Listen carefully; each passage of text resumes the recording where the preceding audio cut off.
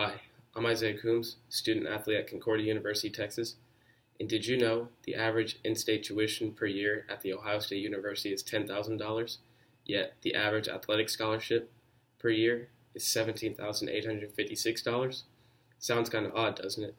So ask yourself, should we really be paying college athletes? Today I'd like to explain the circumstances we would experience if we paid college athletes and let you all know that it's best to not pay them, but to offer more for scholarships and incentives. I know some of you may think this is unfair, therefore I will explain my reasoning as to why the money should go towards universities, not the athletes themselves. My first point I would like to talk about regarding paying college athletes is that some athletes are already offered full ride scholarships. A full ride is essentially when your room, tuition, board, and dining expenses are covered. According to information taken by a survey from scholarshipstats.com, Division I schools that participate in football can give out up to 85 scholarships to their players, with the average amount of money awarded to $36,070.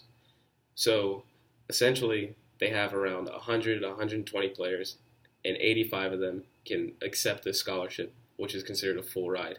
And $36,000 is set towards school and also for them to have just in case. So whether it's getting extra books or getting a tutor, if that costs money, then they would use that money towards that. But it's already more than enough left over for certain schools' tuition. As I mentioned earlier, how Ohio State has $10,000 in-state tuition. Let's say you're a player that comes from Ohio, you get a full ride scholarship, you pay the $10,000, you still have $26,000 left over to spend, so what exactly are you going to spend it on? Also, my next point would be that certain players have already been penalized for receiving funds or doing stuff to inherit funds from other people. For example, the University of North Carolina Tar Heel football program. They had 5 players that were kicked off the team due to the fact that they were receiving money, and there was also one case where a man named Terry Watson gave $2,000 to one student named Marvin Austin, who was also on the team, and he was eventually dismissed from the team. So my question is, how would you give back, or if you should give back to those players that have already been affected, and how would it be fair to them? There are players that have lost accolades such as records, stats, trophies, rings. They lost those because of the fact that they either received money or gave money. So do they get their money back, or do they get their accolades back, or are they just left in the dust even though the rule wasn't implemented back then? Yes, players may be coming to schools for sports, but one thing that I would like to focus on is the fact that you come to school for an education first, and that's like the bottom line. Like, for example, my coach tells me, focus on school, go to class, get your work done, and then focus on practice after. So I feel that whenever you're an athlete and whenever you're going to school somewhere big, yes, you may have that exposure, and yes, you may be traveling and being busy, but it is your job and also somewhat the coach's job to make sure you're on the right track academically. So now that you've already talked about the benefits that players get, the players that have been affected by it, and the players that need to pass academically, we can now answer the question of how we can fix this problem. So the first thing we can do is to offer more in scholarships, not necessarily in a tremendous amount, but just significantly more than what it is now, so those players that are desperately in need can afford to get the things they need to do. Also, another thing we could do is keep the system the same.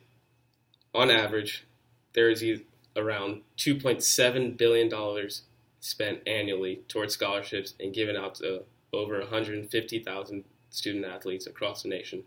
So my thing is, why are we asking to give more to the athletes when so many athletes across the nation are already being given to? You say there's 150 student athletes being given to and over 2.7 billion given. That's so much money that's already being implemented into helping them stay in school and get on the field or off the field. Steve Berkowitz, a writer for USA Today Sports, states that schools have expanded to what a scholarship would cover. Therefore, it will not only cover room, board, books, etc., but it will also expand to covering incidental fees such as transportation or food or living. So Not only are they getting the tuition and then the books covered for, but the fact that they're implementing the idea of getting transportation or living, that just makes it 10 times better because they're giving them more incentives for getting that full ride scholarship. Now that you know what I think should be done, let's talk about certain concerns you might have when talking about this topic. The schools that are making the money, they don't necessarily have all the athletes that perform, but they are giving money to athletes. And then some people might wonder, yes, the schools are making monies off tickets and jersey sales and merchandise that they sell in regards to the athlete. So why doesn't that go towards them? However, that money actually is going back towards funding these scholarships, funding towards the school, producing of all the materials, and also it's going towards stuff like new athletic facilities and equipments for the team in the future. As I mentioned before, student athletes did not come to school to play, or they did come to school to play, but more so they came to school to focus on getting a better education. And a part of school is learning to get to that next level, receive your degree, and experience different things.